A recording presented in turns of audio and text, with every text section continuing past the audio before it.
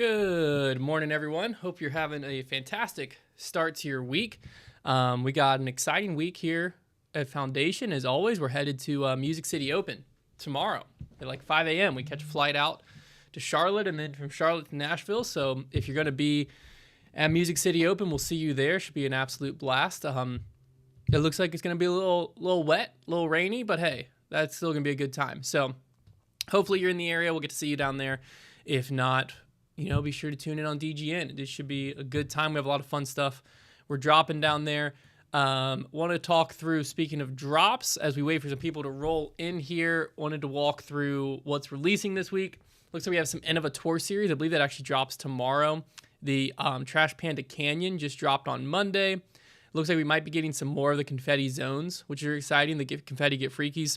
We'll have some Kristen Lott Moonshine Pures and the new Castablast Malm this week. We're going to continue to keep getting MVP up. We had a big old MVP restock come in. Most of it got up last week. And then we should also have Trinity Bryant's Tour Series EV7 discs, which I believe she has the Yang or the, what's it? I think she has the Phi and the Yang or something. I forget the other disc. But that's all happening this week. So should be a good time this upcoming weekend.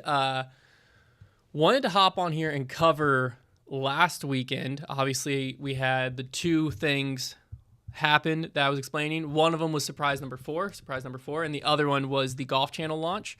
So I'll talk through the fourth, the courses, right? We launched disc golf courses on our site, which is super exciting. I'll talk through the inspiration behind that first, how the actual processes went, and then give a little promo pitch, I guess.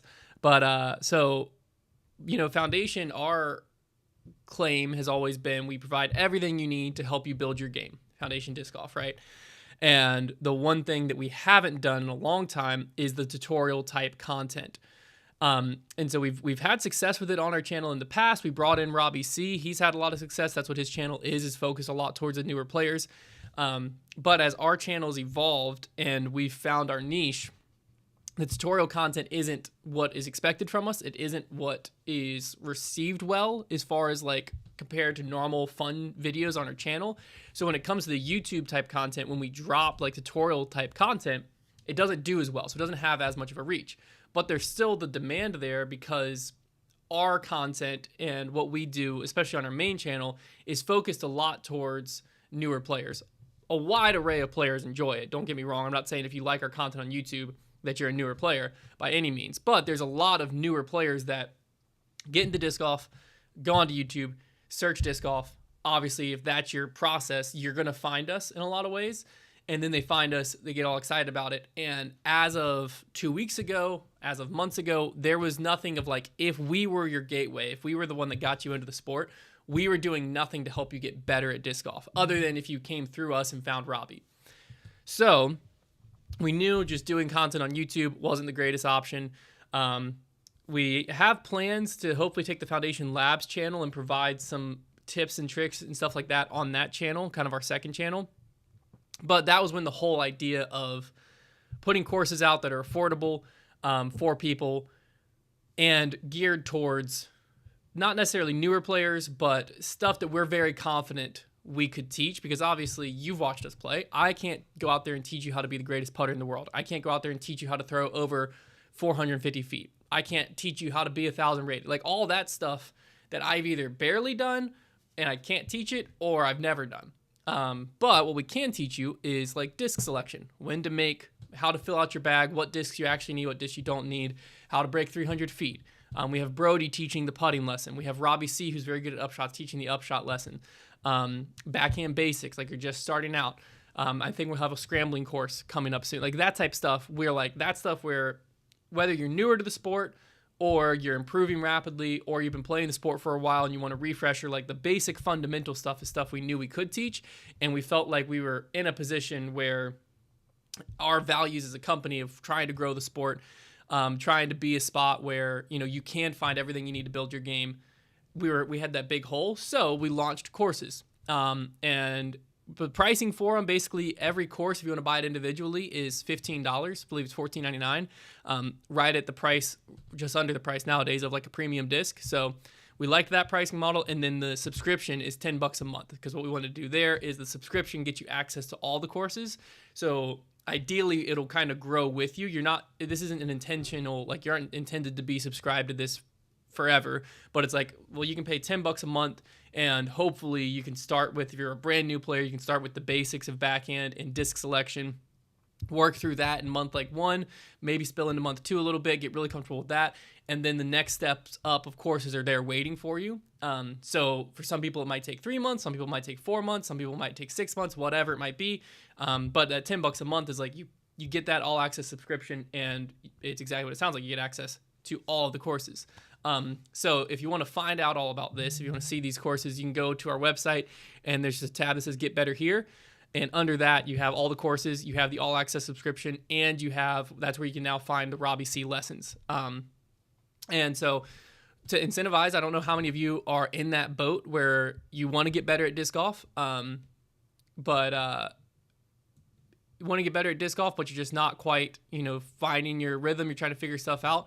If that's you, you can actually use code COFFEEBREAK, COFFEE break, and you can get 20% off all of our courses, including your first month of the subscription. So basically, you can get all the courses for $8 if you use that subscription model, or you can just pick one or the other, whichever one you want to do. $15 with 20% off is like $12 for a course. So you can use code COFFEEBREAK if you want to check them out. But like I said, this is not for you are absolutely like dominating MA1, or you're an MPO and you're throwing 450 plus and you're shooting 1,000 rated rounds. We can't teach you anything. You got to go find someone else. But if you're in the like mid 800s, low 900s, you're struggling that 300-foot barrier that stopped us all. You're struggling to break that. You feel really nervous and jittery before tournaments, and you're trying to figure out some like mental game tips and tricks. We can help you with that. That's what this is for. So if that's you, I think these courses will really help you out a lot. So we're super excited about the launch of that. We started working on it back in like October. So we put a lot of time and energy into building out these courses.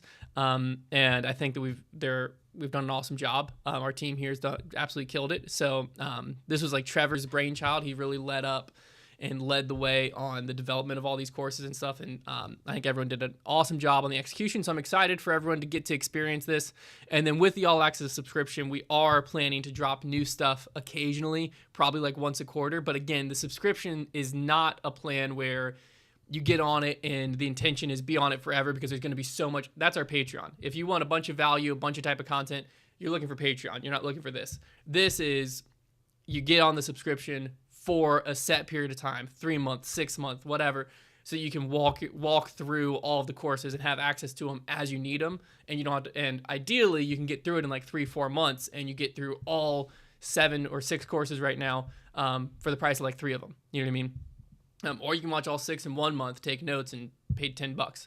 So this is, I feel like we're really excited about it. I feel like, it serves our audience and our community in a way that we've been lacking. And so I'm really stoked about that. So that launched on Friday.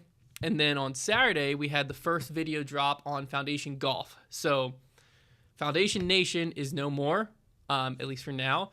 And we have pivoted it into Foundation Golf. Why? Multiple reasons. One, we were looking at Foundation Nation was kind of back in the day our outlet of, we wanted to grow an outside disc golf audience. Because it's just fun, at content creators, it's good to just have like a creative outlet. Disc golf is obviously our creative outlet in a lot of ways, but the disc golf content is our job. And so having just like, we can just be fun, goof off YouTubers was a fun thing. But the goal was kind of grow outside disc golf audience. We can kind of use that to keep growing disc golf, grow into disc golf. And, but I think where it fell apart a little bit was it was a variety channel. So it relied solely on our personalities.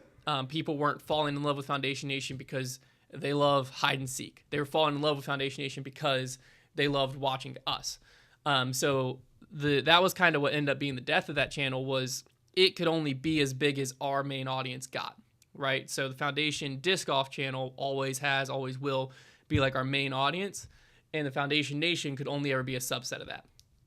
So as we were progressing and looking at what the future would look like, what the future holds for Foundation, and trying to figure out different ways of growth with disc golf, and is there ever any type of growth outside of disc golf, we knew if we were ever going to bring the Foundation Nation channel back, it had to be niched down, because there had to be a chance for outside people to find it. Because as great as it is, as much fun as it is to just, give our community more content, that wasn't the intention of Foundation Nation, right? That was the intention of it, was to grow an outside audience that then could pour into what we already are doing, pour into our machine. And what it basically was just we were serving our community in another way. And that's what Foundation Golf is going to start as, for sure. But niching down gives us a chance to build a community with an outside sport, and serve that sport in a similar way we've been able to serve disc golf, where we're able to provide family-friendly content where you don't have to worry about what you're turning on the TV when you're watching with your family, and so on and so forth. And also, it gives us, this is, not the main reason, gives us an excuse to play golf at work. I mean, who doesn't want to do that? We get to play disc golf at work already. So obviously that's a big motivator there too. But what Foundation Golf is not is a step away from disc golf for Foundation. And obviously you'll see it in our actions where the content quality and consistency is not going to change. The Foundation Golf content is going to be our lowest effort content until if that brand grows to where we can hire editors, hire cameramen and stuff for that, absolutely, sure. But we are not taking any of our focus off, and this has been talked about a lot at team meetings of like, hey, we're launching Foundation Golf, and there is obviously growth potential, and we're excited about what that as its own entity can be. But that is not taken away, nor will it ever take away from Foundation Disc Golf. I think that was very important to understand internally, because I think that could crumble us if we lost focus on what we love doing on our main focus. Like if you let this side thing distract, obviously everything would fall apart. So I do want to emphasize that, because there was a few comments of like, oh, here we go, Foundation stepping out of golf, Foundation stepping out of disc golf. But I think this also makes a lot of sense with where Brody's at in his current career, where he enjoys talking about disc golf. He enjoys playing disc golf for fun with us, right? But he's not trying to be a competitive disc golfer. His touring days are numbered. But long term, he always will love golf. So I think that's also a really natural progression into where Brody can fit with Foundation as well. So a lot of thought went into it. We've been talking about this for a long time. The Foundation Nation channel, why I said it's dead for now, is as it spins, right? And you have the golf channel, and who knows, as that grows, and maybe that can spin into like Foundation Outdoors or Foundation whatever, right? Where there can be multiple different facets and different, we're basically able to copy and paste what we are doing in disc golf into other things.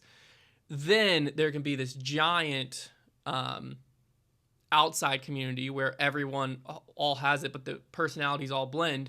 And then Foundation Nation can be the Sidemen-esque channel where we all blend together, which would serve a much more its true original purpose. So hopefully that all makes sense. But I wanted to make sure everyone understands this is not a move away from disc golf in any way, shape, or form.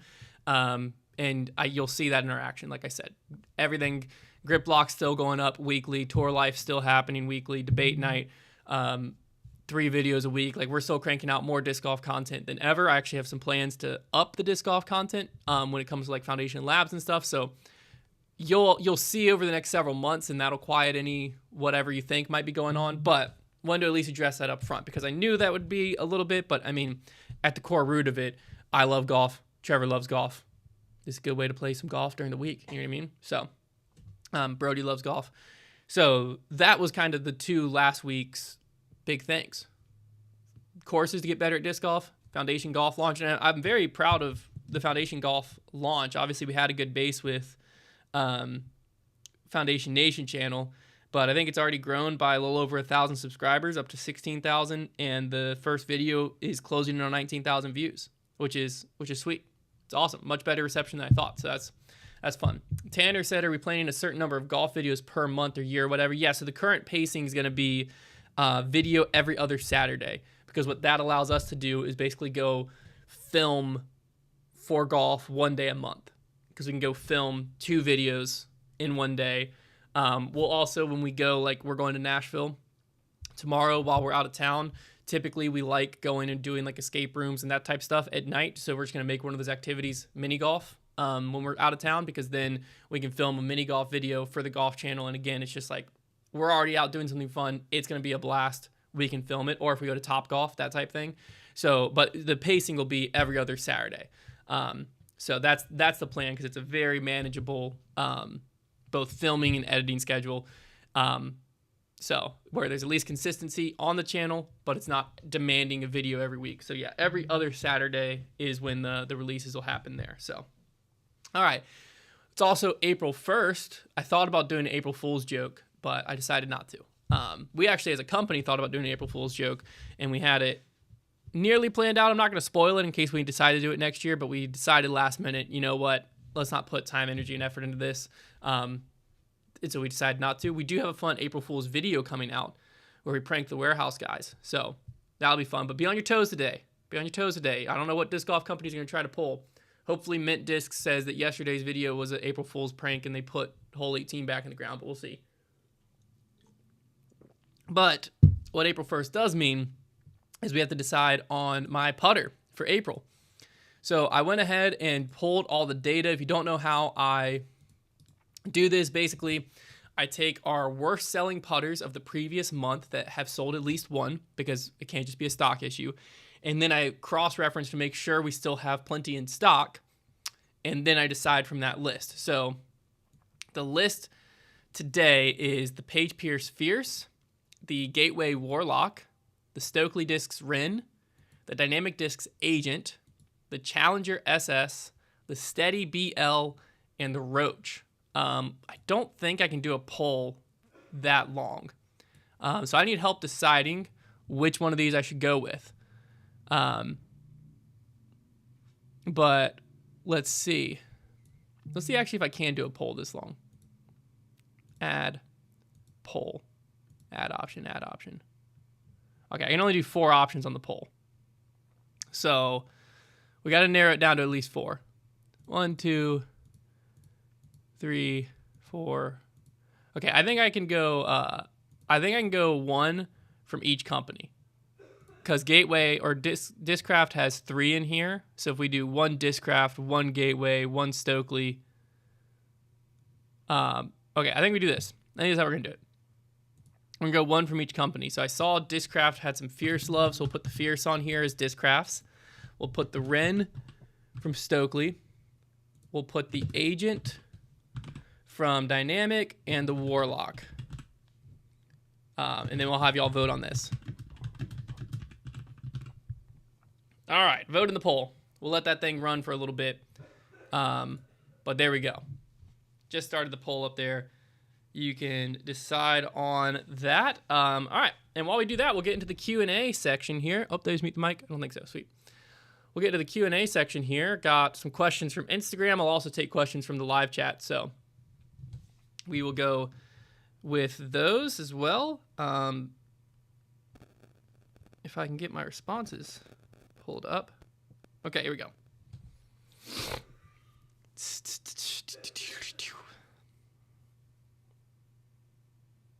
Okay. Oh, actually, this is a fun one. Paul NC just asked in the YouTube chat. He said, what percentage of Grip Lock listeners are audio versus YouTube? Have you ever considered adding a graphic to the podcast like Tour Life does? We have considered adding graphics, and realistically, we will add graphics, mainly because there's just certain things we just talk about that you got to have visuals for. The big difference is the way the shows are produced. The graphics can be added live in Tour Life, so as soon as it gets brought up, it just can be popped up on the screen, and I think that's what we just have to look into for Grip Locked. I think it just has to go that route. But for Grip Locked, we are more heavily audio compared to Tour Life. Tour Life's probably like 70 visual, 30 audio, and Grip Locked is a lot closer to 50-50. I think nowadays are probably like 55 visual, 45 audio, somewhere in there, but it's a lot closer to 50-50. Whereas Tour Life's a lot more visual heavy, which makes sense. It's a live podcast. So, but we are a little bit closer 50-50, but yeah, it is, in my opinion, it is something we need to add. I think it's probably just going to be a decision on how it gets produced. I think is basically just that seems to be the easiest, because right now the problem is if there is a picture or a graphic or something that has to go up, it has to be like scrubbed through, found where we're talking about it, added in post, so on and so forth. So, yeah, but that's basically why it is what it is right now, if that makes sense. Alex MB 619 said, will you have a new break series maybe when New London is revamped? There will be another break series. It won't be me this time for the next one because I just finished mine. We probably will start it before New London. We'll probably do one at a different course, but I would imagine once that break series is done, then either Trevor or I will launch another one at the New London. We have to have New London be put in the ground and go out there and play it enough that we know like what we're dealing with. You know what I'm saying? Like break 68, just shooting under par at the old New London was very difficult. Is that going to be the same line at the New London? Will the New London be a little bit easier? I mean, 9 holes are getting replaced fully. I don't know if the other 9 are being touched, but it's definitely going to be a little bit of a different course. So we have to feel out how it is. We have to feel out how it's going to be played. Putter poll update. It looks like the Fierce is dominating. 48% Fierce, 28% Warlock. I'm not going to lie to you. The Fierce is the one I'm least excited about on that list because I suck with understable putters, but I'm a man of the people. The putting with what did I putt with? The Sonar last month worked. Was not available again to be used this month. We sold a lot of Sonars, but I putted very well with it. That's the type of disc I putt very well with. From this list, I think I would putt the best with the Ren or the Warlock, as they are a little bit more overstable. I definitely going to putt the worst with the Fierce. No doubt in my mind. Duval said Fierce is awesome for spin putts. That's exactly the problem. Is when I'm at my best, I don't spin putt. So, but hey, I'm a man of the people. I put it to a vote. So I'll let that just keep going while I keep answering questions.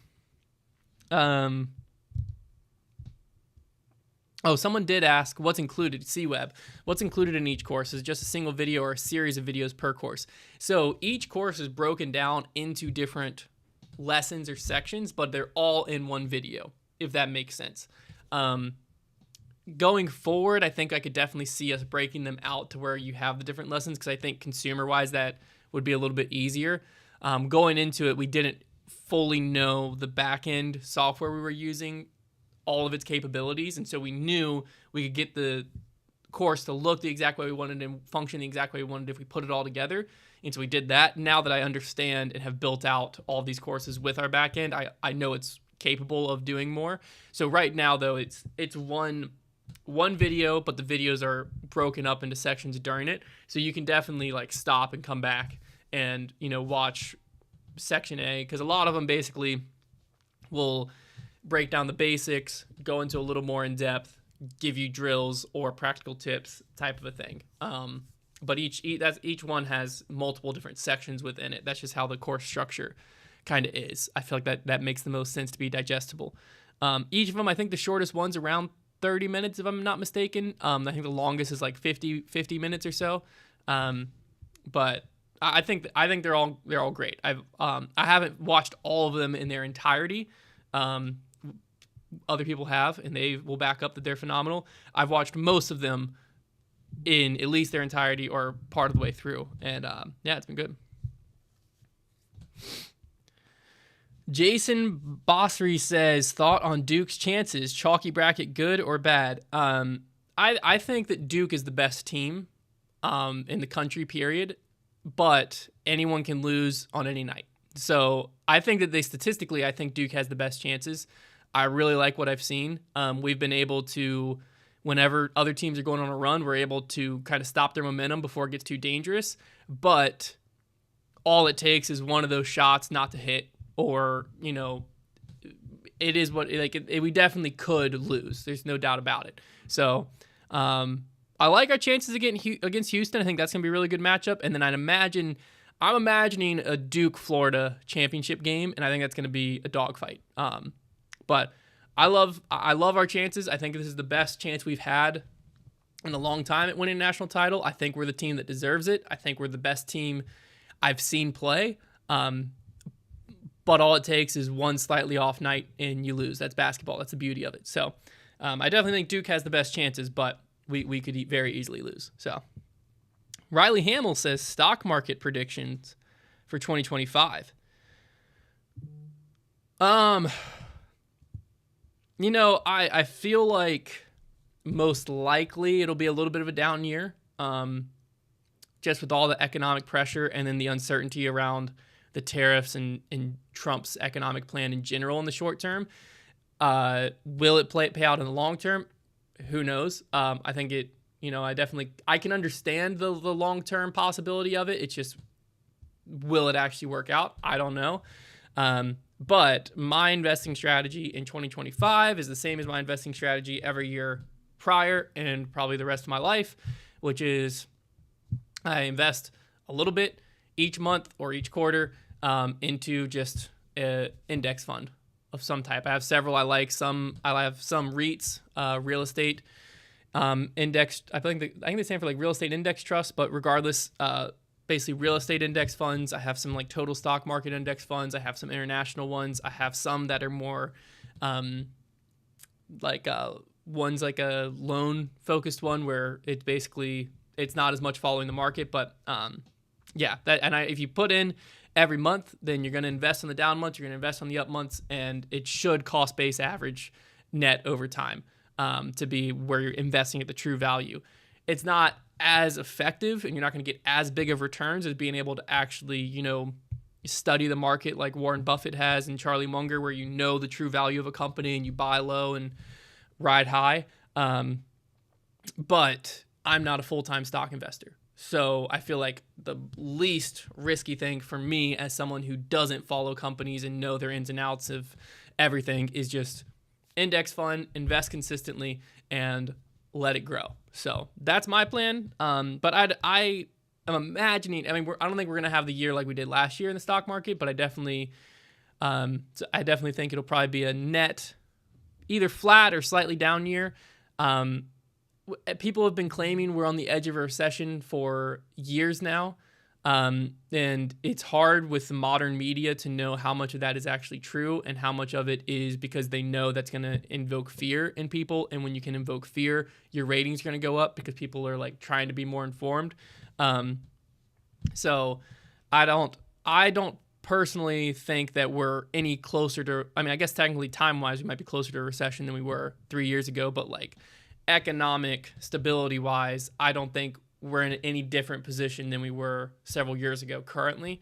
And at least something's changing. Will it be send us into a recession or make our economy grow? Time will tell. We'll see. But Shay Stevens said, best investing advice, listen to what Jim Cramer says and do the opposite.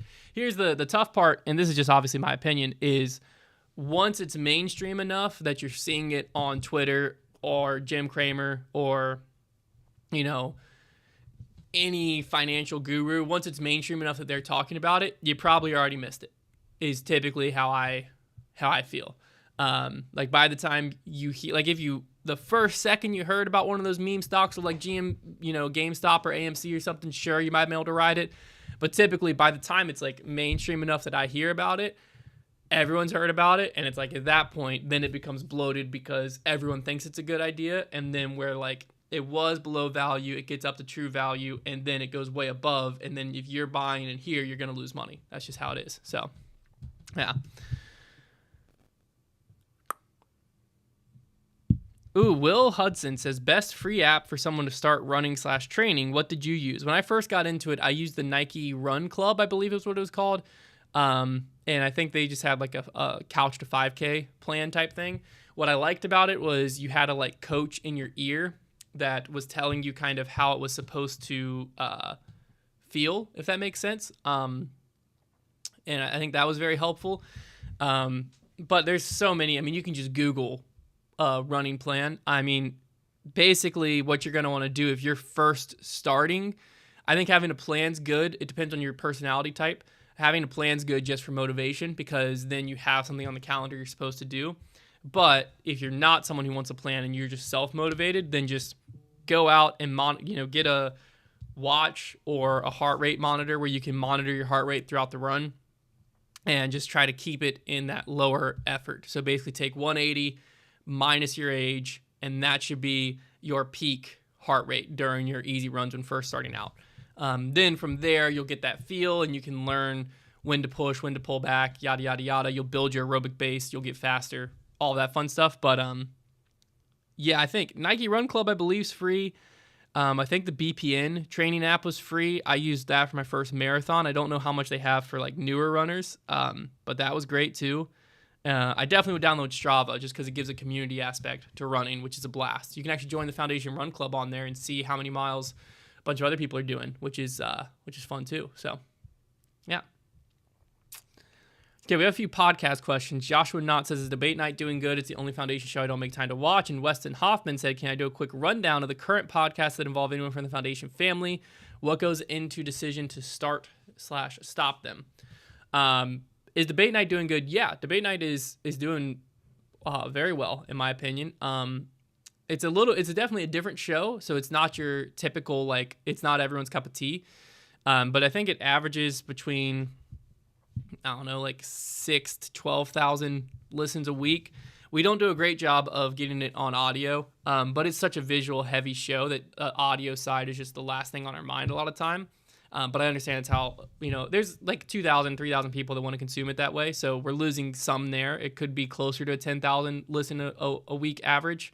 But yeah, I think it's doing fine. I mean, it's not nearly as big as Grip Lock or Tour Life, but after Grip Lock and Tour Life, I think Debate Night is pretty comparable to pretty much any other disc golf podcast out there size-wise.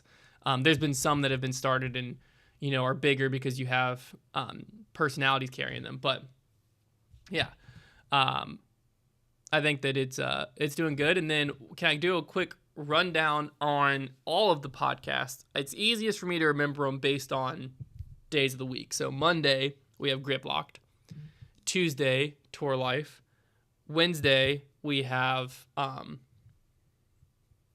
Debate Night. Sometimes Wednesday we'll also have the Grip Locked preview show, but that's still part of Grip Locked. Thursday, we have nothing. Friday, we have In the Bag podcast, and that's also when we do our Patreon exclusive Heiser Club mailbag, which is our weekly Q&A show. It's about an hour-long Q&A we do each week. Over on patreon.com/Foundation Disc Golf. And I believe that is all of them. There's also Bards of the Board, which is not a Foundation podcast, but it involves Jason and Robbie, who are both Foundation personalities, and they have a board game show. So that's not a Foundation podcast, but it is a podcast with Foundation personalities. I forget what they drop it on, but yeah. Backwoods Backpacker says, will Foundation ever sell used discs on the website? So we occasionally do in our Heiser Club store. We also occasionally have certified used. Right now, we basically use the used discs. It's our number one bestseller in store, obviously. And then we also sell them on Whatnot pretty consistently. We'll also use them sometimes for text deals. So I don't know having them online, if that's ever in the plans. If so, I think we would have to open up the door to allow people to send in used discs so that we had a ample enough flow, because it would be very popular. So I'm not positive. We do it sporadically right now, though. Shay says, have I ever considered loading podcasts on Rumble? They seem to be a step ahead of YouTube and Spotify in terms of supporting video podcasts.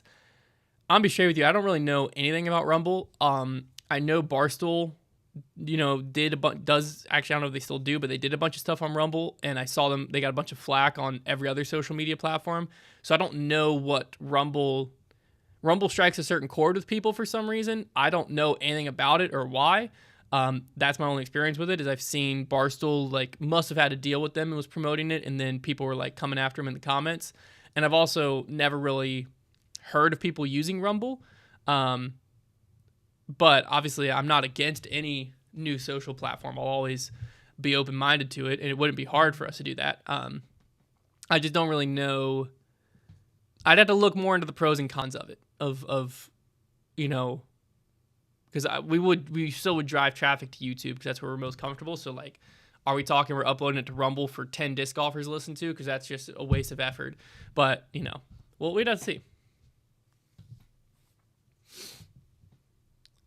Trevor Halleck said, "What is your highest high and lowest low of Foundation so far?" Holy cow. A lot of highs, a lot of lows. Great question. 6 years of Foundation. I don't think there will ever be much that beats the sellout of our first drop.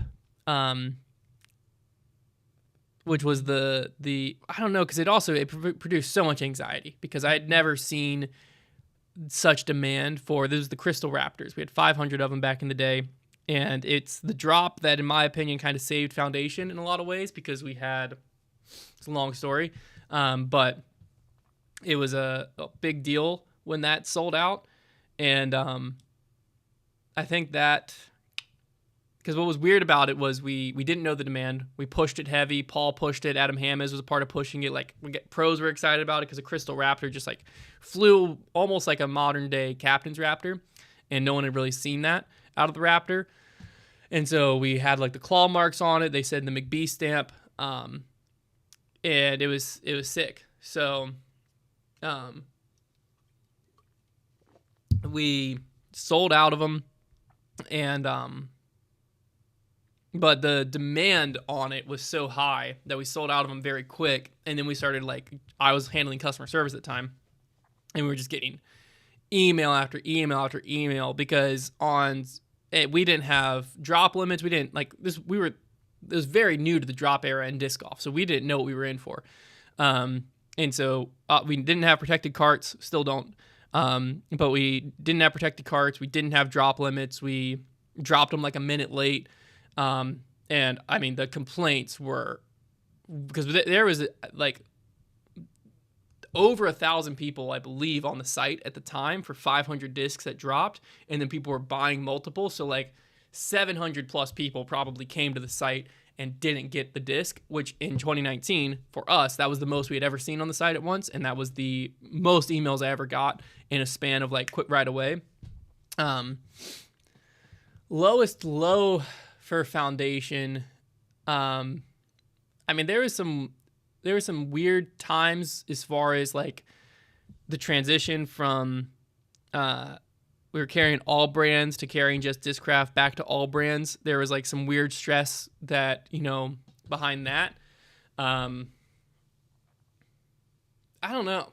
It's hard for me to think of lows because I think and this sounds really cliche and cringy, so bear with me, but like genuinely how my brain works is when there's a really big setback, I have a hard time not just seeing what I learned through it. I have a hard time just seeing it as like, that just sucked. And I mean, without any of the setbacks we had, or without any of the fails we had, or without any of things not going the way we thought they would, which in the moment was a really low, but it changed and shaped Foundation to who it is today. Just like the next mistake we make, we'll do the same. So, yeah, I don't know. I think 2022 was probably the roughest year as the owner of Foundation, but that was the most important year because that's the year we changed everything. That's the year that we stopped doing drops. We introduced a subscription box. We had to start thinking through how to diversify revenue streams. And we set up a lot of stuff that we've been able to build on over the last 3 years to get where it's a lot less stressful to run nowadays. So I think 2022 is probably the like lowest year for us so far, but it in the end is, in my opinion, I think one of the best years because that's the year I was pushed and learned so much. I mean, that was a very stressful year. In a lot of aspects on me, because it's also the year I became a father. So you add to what's going on at work and in the disc golf world, having to, your whole life changes and very, very much for the good, but it's a very hard change when you become a father. So you add that into the middle of 2022, And it was just a wild year. But in the end, I think it was one of the best years. Because I became a father, but Ford Foundation was one of the best years because I think that the growth it allowed to come from that learning process was very important. So Jake says, are stock star pigs going to be inventoried, or were those exclusive to Innova Shop? I don't know. I'm not sure. That is a Brad question. If they are stock, we will carry them.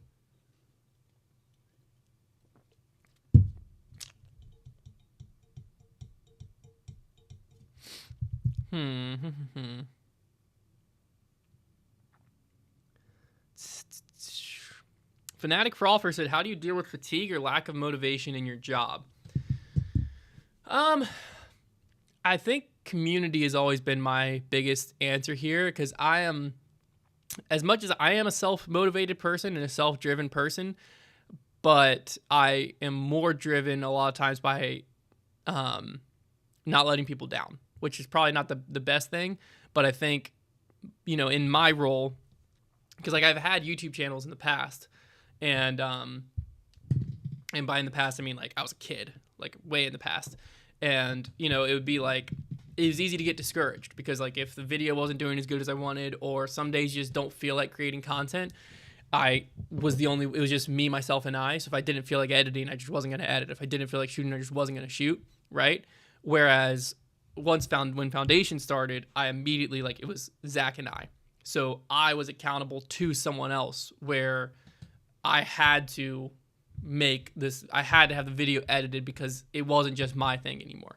And as Foundation's grown and my responsibilities grown, like, there's always that, like, I'm accountable to someone else. I have to do this for more than just me when it comes to earthly things.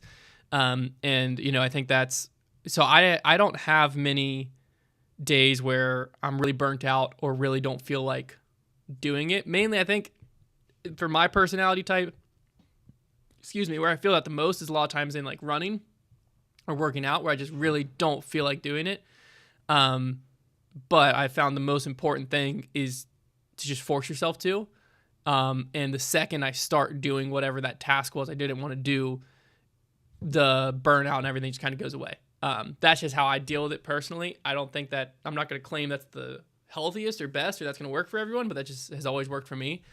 Is if there's also a lot of times I think if you feel stress and anxiety about a certain situation, a lot of times for me that means that there's just something I know I should be doing I'm not currently doing.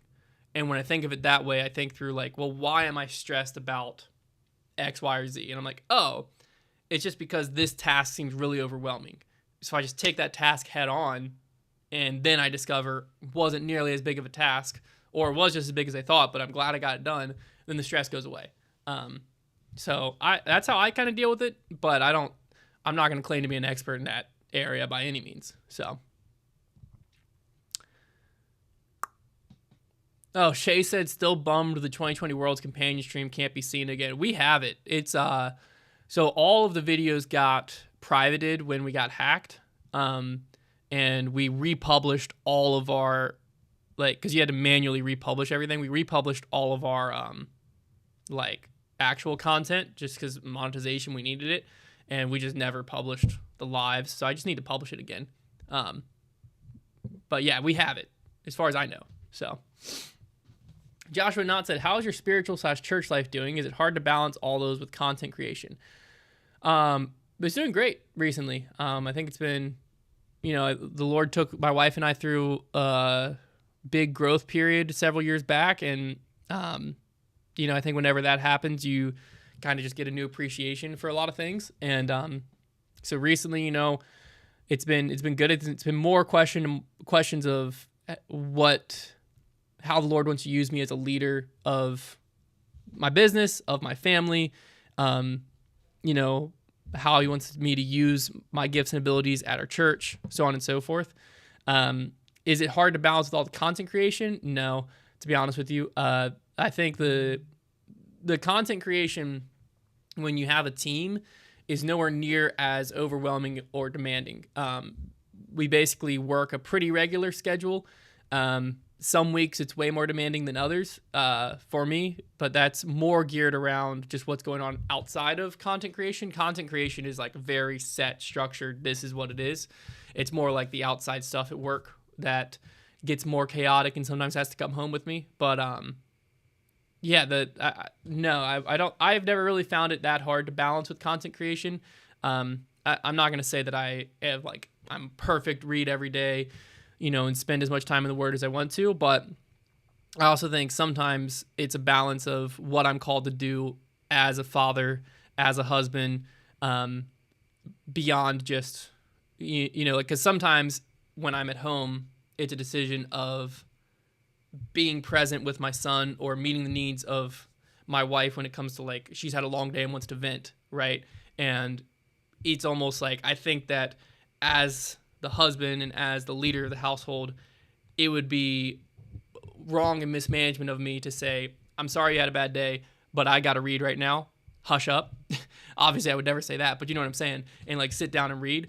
I think sometimes it's more important to serve the way that we're called to serve as men, as women, as Christians in general. And so I think that, that as I've become a father and as my life's gotten busy, priorities have shifted and things look a little bit different, but it's definitely something where, I used to be a morning person, and that was like I got up at 5 a.m., did my devotions, read a business book, went for a run at work by 8, and it was like easy peasy.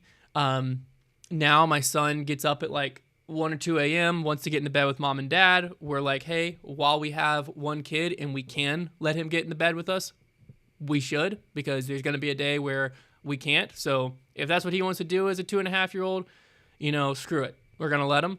And so that means that typically around 5 a.m. when I normally would get up, he's a big daddy's boy right now, so he's typically cuddled up next to me. And if I get up, I'm going to disrupt the entire household and the rest of the day because he's going to wake up.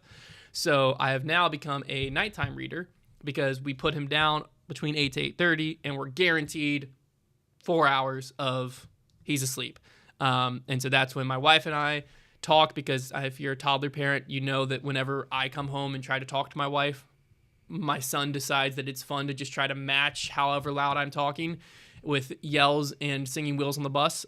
So that's just a uphill battle. So instead, it's way easier once we put him down to then we can talk. And then that's also when I, do my devotions and try to squeeze in reading a business book if I have time. If I don't, that's obviously the lowest thing on my totem pole. So that's why it takes me an eternity to get through a book. But it is what it is. So, okay, we'll try to get one more question here, and then we'll wrap it up. Actually, I skipped over this one earlier, but I do want to hit on it because someone said about to run. Joshua Horsley said about to run my first half marathon next week.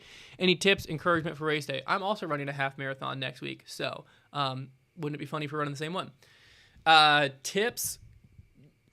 I don't know where you're at in your training, so I don't know. Hopefully you've done like a 10-mile run at this point and kind of know your feel. Don't get suckered into going out faster than you need to.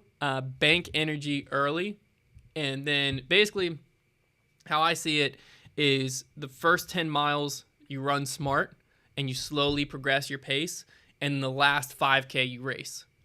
If you do it right, what you'll notice is those people that are whizzing by you when you're being disciplined at the start are the ones that you pass in the last 5K. I'm speaking from experience on the other side where I've went out too hot because I think I feel great. My adrenaline's pumping. In the first 6 or 7 miles, I'm absolutely killing it. I'm flying. I'm like, I'm about to hit my goal pace so easily. And then I just can't sustain it in mile 11, 12, 13. So definitely know your goal pace, know what your body's capable of, and I would go out a little bit slower than goal pace. So for me, this upcoming half marathon, my goal pace is 9 minutes. I'm going to try to go out around 9:15 to 9:20, hold that for the first 5 or 6 miles, and then push up to 9 minutes for the next 5 miles, and then try to push to 8:40, 8:30 for the last 2 or 3. And that should get me sub 2 hour half. But the other thing is don't sleep on nutrition. Hydrate early, hydrate often, especially I don't know where you're at, but in April it can be a little bit of a warm race. So hydrate early and often, focus on electrolytes, and make sure you have some fuel with you. So let's see. Final one. Oh, Joshua said did my 10-mile run last Sunday running in Knoxville. Okay, sweet. I'm not running in Knoxville, so we won't be at the same race. But yeah, great. That's awesome. Oh, you know what? I like this question. Chris Broughton. I was going to answer a different one. Sorry, I'm going to answer this one. What is one of my favorite memories I've made with my son? So many. Recently, this is the age I knew I was going to love, which is the toddler into sports, wants to be just like his dad age, which is awesome because basically it means I get to come home and it's not only expected but encouraged of me to go play sports outside, which is just letting the, little boy in me out, because I get to go home and just hit golf balls, baseballs, play disc golf in the backyard, which is awesome. And what is great too is that gives my wife a break where she can actually like watch a YouTube video and make dinner in peace. But favorite memory with Luca. Oh man.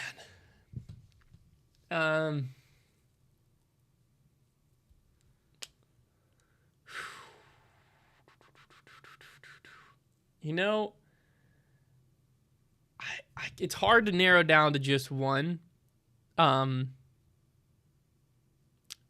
There's very little that beats the feeling of coming home and he's like waiting for you and runs up and like is all excited and gives me a big old hug, and that happens every day. So it's hard to beat that one. I think recently the one that comes to my mind, I actually, thank goodness, got the recreation of it, we'll call it, on video. But I get to relive it, is that when he threw a disc golf shot in, it happened kind of out of the blue. Liz and I were actually both sitting down and Luca was throwing, and I was like, buddy, try something from farther away. And he went to like 40 feet, I don't know, and chucked one, and it just went in. And obviously Liz and I like lost our minds because who wouldn't? He just threw a shot in. And he ran over to us and hugged us, and I was like, oh my gosh, why didn't we get that on video? And so then I was like, you know what, B, like, I'm going to keep just playing with them, and you just film. You just keep filming, because I've got to have, like, the first day he threw one in, I got to have this on video. And sure enough, like, the next stack, he just started getting closer and closer, and then threw one on hyzer, and it spiked in, and I obviously celebrated again because it still was incredible the second time.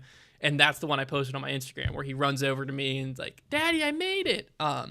That's a hard feeling to beat. And, we've had a lot of them, of those, when he, like the first time he hit a baseball, most of them are sports related just because my wife and we both love sports. So that's just like Luca by nature loves sports. First time he like called a football, all that type of stuff. He just gets so pumped up over that stuff. But the coming home from work hug is a tough one to beat. It also is so cool to see him like build relationships with his cousins and with friends at church and stuff like that, and like getting to watch him learn how to interact. And you have those like really proud dad moments of like, my wife was serving in the kids ministry at church this Sunday, and I served with the tech team, and so she was down there with him, and she was like with another kid, like the kid was like having kids in nursery, they all want their moms, so they're screaming and crying, so she was like trying to console them. And Luca, my son, walked over and took a toy from a kid. It happens, right? And my wife said that the kid he took the toy from was like, hey, that's mine. And he's like, sorry, it was like on the verge of tears. And Luca was like, oh, I'm so sorry, and handed it back to him, like rubbed his back, and he's like, I'm sorry, I didn't mean to. And like, I mean, that type of stuff warms your heart. And also seeing how they react when that happens to them, of like they're playing with a toy and someone takes it. A lot of times, he's 2. A lot of times it's a tantrum. But the occasional time where he's like, it's okay, you can take a turn. Like, I mean, that stuff warms your heart. Because then it also makes you feel okay, what I'm teaching him at home's getting through. He's understanding how to share and how to care for others. So, it's awesome. But yeah, being a father has been the most rewarding thing of all time. But check out all the releases going on at foundationdisc.com. Don't forget to use code COFFEEBREAK if you want to get 20% off the courses and your first month of the All Access subscription. If you want to check those out and get your game better.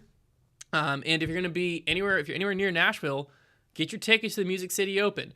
wear some rain gear and get out there with us. It's going to be a blast. We have some exclusive stuff dropping with Ezra. Brody's going to be there for part of the week. I don't think he ended up getting into Music City Open off the wait list, but he's still going to be there to hang out at the booth. So you can come by, say hi to him, say hi to me, Trevor, and Connor. We'll be down there. Jason will be running the booth. We have some fun stamps, all kinds of fun stuff. So stop by, say what's up to us, and then I'll see you back here again next week. Talk to you then.